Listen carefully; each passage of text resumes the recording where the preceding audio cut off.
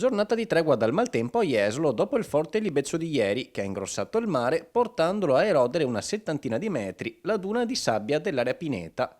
Oggi infatti il sole è tornato a splendere anche se il vento era ancora ben presente, tanto da spingere anche alcuni surfisti a cercare qualche onda da cavalcare. Temevamo molto questa notte e particolarmente questa mattina con il picco massimo delle ore 10, avevamo dei grossi timori, per fortuna il vento è calato e quindi la situazione è abbastanza sotto controllo. Questa è la zona, è la punta diciamo della zona più delicata, della zona della Pineta, dove siamo più esposti, spesso anche con un po' di mare grosso la duna che viene costituita spesso viene erosa circa della metà. Perché è importante la creazione di queste dune, Presidente? Sono molto importanti perché in queste situazioni di maltempo si va a riparo delle infrastrutture e anche del territorio.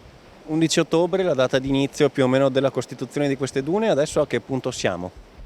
Allora, siamo a un buon punto perché abbiamo fatto circa la metà del litorale, abbiamo iniziato martedì 11, siamo andati avanti dalla zona del Piazza Torino fino a completare tutta la zona della Pineta verso Cortellazzo e dopo da ieri abbiamo iniziato anche la zona ovest dal Faro per venire verso la zona centrale, che di solito la zona centrale ha meno problematiche perché è molto più ampia.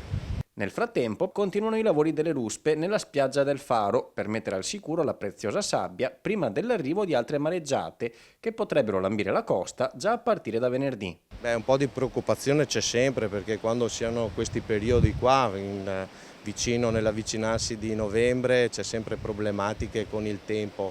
La preoccupazione c'è, però noi ci auguriamo e speriamo che il tempo ci dia un po' di tregua e quindi non intacchi più di tanto la nostra duna che è stata messa per riparo delle nostre infrastrutture.